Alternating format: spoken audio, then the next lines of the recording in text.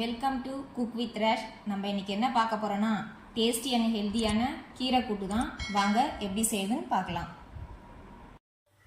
பாத்திரத்தை சூடு பண்ணி 2 ஸ்பூன் எண்ணெய் சேர்த்துக்கோங்க.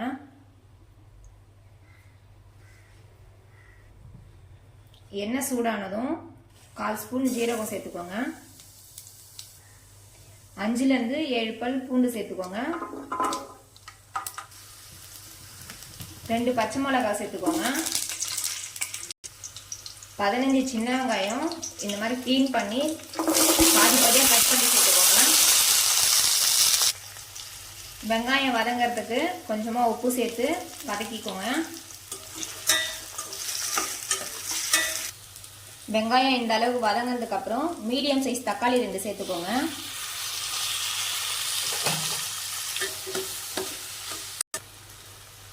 தக்காளி இந்த அளவுக்கு வதங்கினதுக்கு அப்புறம் கீரையை சேர்த்துக்கலாம். நான் வந்து சிறுகீரை எடுத்து சேர்த்துருக்கேன். இந்த மாதிரி கீரையை நல்லா க்ளீன் பண்ணிட்டு சின்ன சின்னதாக கட் பண்ணிக்கோங்க. இதை வந்து பாலக்கீரையிலையும் செய்யலாம். கீரையை சேர்த்துட்டு 2 நிமிஷம் லோ ஃப்ளேமில் கொஞ்ச நேரம் வதங்கட்டும். கீரை இந்த மாதிரி வதங்கினதுக்கு அப்புறம் இது கூட 1/4 ஸ்பூன் மஞ்சள் சேர்த்துக்கோங்க.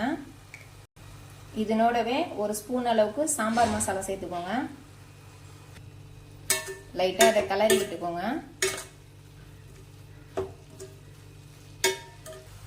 இதனோட 50 கிராம் துவரம்பருப்பு வேக வச்சு அதில் சேர்த்துக்கோங்க.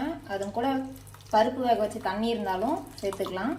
ஏன்னா நம்ம 200 கிராம் கீரை தான் செய்கிறோம், அதனால 50 கிராம் துவரம்பருப்பு போதும். தேவையான அளவு உப்பு சேர்த்துட்டு ஒரு 5 நிமிஷம் லோ ஃப்ளேம்ல மூடி போட்டு கொதிக்க விடுங்க.